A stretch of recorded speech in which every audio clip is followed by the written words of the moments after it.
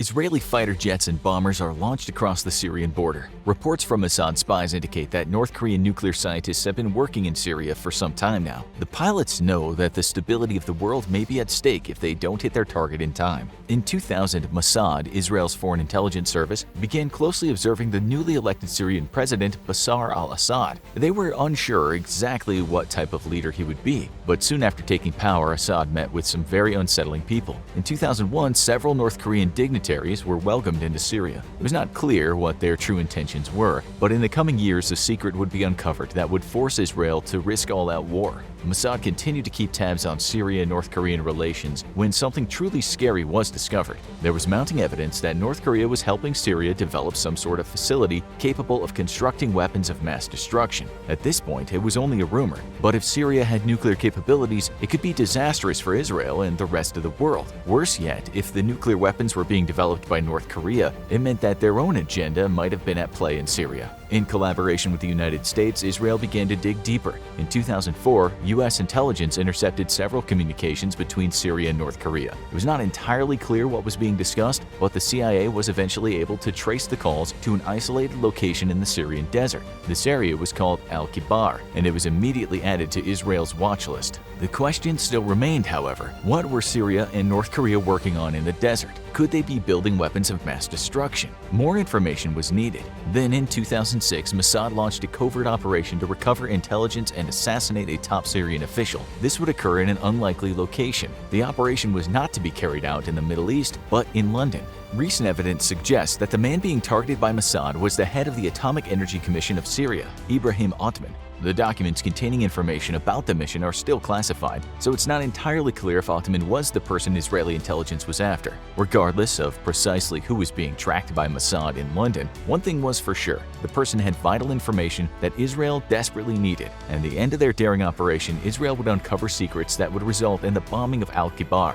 The Syrian official landed at Heathrow Airport under a false name. Israeli agents followed him as he made his way to London. After the official checked into his hotel, several undercover agents set up locations in the area to monitor his activity and take the shot if needed. Eventually, they caught a break. The official left his hotel room to head to the Syrian embassy and go shopping in the city. While he was out, the agents broke into his room. Members of the Nevoid division, who specialized in infiltration and hacking, bugged the Syrian official's computer and extracted as much information as they could from it. There were also other agents on the mission. They were part of the Kidon division, who specialized in the assassination of high-profile targets. It would seem that the plan might have been to assassinate the Syrian official, but it never came to that. Instead, the information found on the official's computer shocked Mossad. The agents were ordered to gather as much intel as they could without alerting Syria that they were onto them. They installed software that gave Mossad access to the system and allowed them to monitor the activity on the device. As the analysts at Mossad sifted through the data, they were horrified at what they found. Right there in front of them were hundreds of pictures of blueprints of the Al-Kibar facility.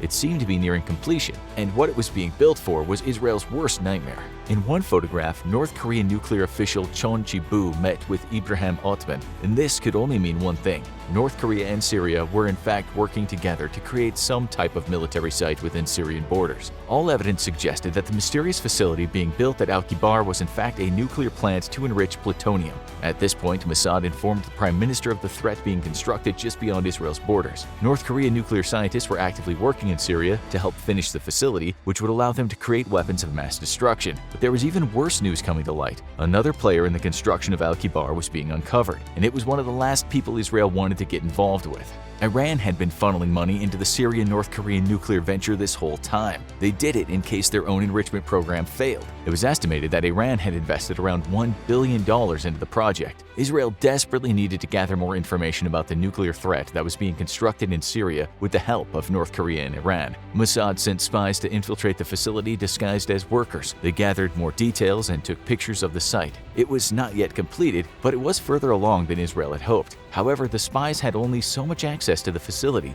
and Israel needed more detailed intel on what exactly would be made at Al-Kibar. They didn't want to blow the cover of their spies, so Mossad decided to send in a commando unit from the Sayeret Matkal Reconnaissance Division to raid the site. Their mission was to bring back hard evidence that the structure was being used for nuclear development. The pictures of the facility were very suggestive, but without hard proof, Israel could not justify taking action. The commando team, made up of 12 men, went in at night. They were carried by 2 helicopters and dropped off just outside the facility. Using the cover of darkness, they made their way to Al-Kibar. They stealthily moved through the facility, doing their best to not engage any of the guards on duty. The commando team took pictures and, more importantly, collected soil samples to be analyzed. If the soil showed signs of radiation, then Israel would have the evidence they needed to justify moving on Al-Kibar. The commando team was in the middle of gathering additional intel when they were spotted by Syrian soldiers. A firefight broke out. The commandos covered one another as they made their way out of the facility. Using suppressing fire, they were able to evacuate to the extraction site, where they were ferried back to safety. Although the team's mission was cut short, they managed to take numerous photos and collect soil samples. Upon landing in Israel, the soil was sent to a lab for analysis. When the results came back, it was as they feared. The soil was irradiated. This confirmed all of Israel's suspicions. The North Korean scientists were there to help the Syrians build a nuclear facility. The cat was out of the bag. Israel knew that if the North Koreans and the Syrians were allowed to complete their project, it could destabilize the whole region, perhaps even leading to a nuclear war. There were talks between the United States and Israel about an airstrike on the facility, but to this day, the U.S. claims they did not support what happened next. The fear from the CIA was that if the site was bombed, it would certainly lead to war. But Israeli intelligence assured them that if it were done covertly and not publicized, Assad would not retaliate. U.S. leaders were not convinced and preferred to condemn Syria publicly rather than take direct action. Israel felt that this would have no effect on Syria's decisions, and therefore they were going to carry out the airstrike without the support of their biggest ally. As Israel planned their bombing mission into Syria, a new threat began to unfold. Days before the planned attack, a North Korean cargo ship docked at the Syrian port of Tartus. The shipment it was carrying was labeled as cement, but this could have been a disguise for critical equipment or even nuclear material that was being brought to the Al-Kibar facility. Israel decided it was time to strike. Between the North Korea and Syrian collaboration, the photographic evidence, and the irradiated soil, they had enough evidence to justify their next move. On September 6, 2007, Israel launched 10 F-15I Ram fighter jets armed with laser-guided bombs. They were escorted by a squadron of F-16I Sufa fighter jets. In order to mask their flight path, Israel used electronic warfare to take over Syrian air defense systems and fed them false data. They made it appear as though the skies were clear, when in fact the strike force was well on its way. Their first target was a Syrian radar site at Tal al-Abad. They destroyed it using conventional precision bombs and then moved on to their primary target. On the ground was a squad of Israeli Shaldad commandos that used a targeting laser to identify and sight the facility for the bombers. They waited a safe distance until the bombs were dropped, then confirmed that the site had been destroyed, and made their way back to safety. All Israeli aircraft and soldiers returned home, and their mission was a success. Immediately after the bombing, Israeli Prime Minister Ehud Olmert contacted the Turkish Prime Minister and asked him to relay a message to Bashar al-Assad.